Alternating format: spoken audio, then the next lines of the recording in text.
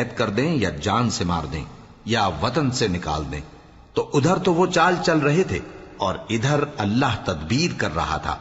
اور اللہ بہترین تدبیر کرنے والا ہے۔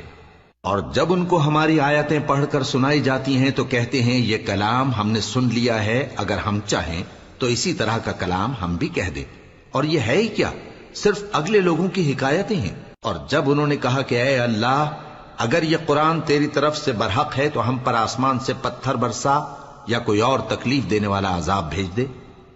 اور اللہ ایسا نہ تھا کہ جب تک اے پیغمبر تم ان میں تھے انہیں عذاب دیتا، اور نہ ایسا ہے کہ وہ تو بخشش مانگیں اور اللہ انہیں عذاب دے۔ اور اب ان کے لیے کون سی وجہ ہے کہ وہ انہیں عذاب نہ دے،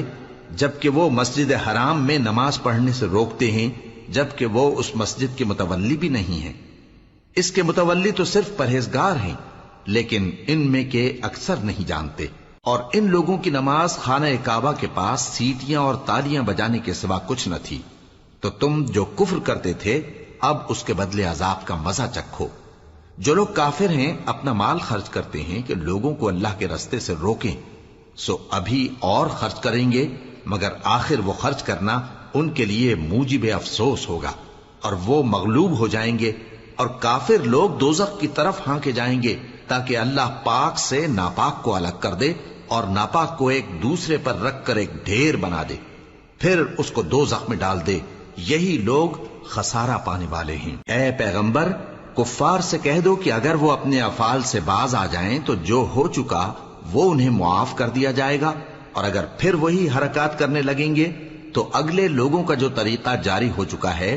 وہی ان کے حق میں بھی بڑھتا جائے گا۔ اور ان لوگوں سے لڑتے رہو یہاں تک کہ فتنہ یعنی کفر کا فساد باقی نہ رہے اور دین سب اللہ ہی کا ہو جائے۔ اور اگر وہ باز آ جائیں تو اللہ ان کے کاموں کو دیکھ رہا ہے، اور اگر روگردانی کریں تو جان رکھو کہ اللہ تمہارا حمایتی ہے، اور وہ خوب حمایتی اور خوب مددگار ہے۔ اور جان رکھو کہ جو مال غنیمت تم کفار سے حاصل کرو اس میں سے 5واں حصہ اللہ کا اور اس کے رسول کا، اور اہل قرابت اور یتیموں کا اور محتاجوں کا اور مسافروں کا ہے۔ اگر تم اللہ پر اور اس نصرت پر ایمان رکھتے ہو جو حق و باطل میں فرق کرنے کے دن یعنی جنگ بدر میں، جس دن دونوں فوجوں میں مٹ بھیڑ ہو گئی تھی، ہم نے اپنے محبوب بندے محمد صلی اللہ علیہ وآلہ وسلم پر نازل فرمائی، اور اللہ ہر چیز پر قادر ہے۔ جس وقت تم مدینے سے قریب کے ناکے پر تھے اور کافر دور کے ناکے پر، اور قافلہ تم سے نیچے اتر گیا تھا، اور اگر تم جنگ کے لیے آپس میں قرارداد کر لیتے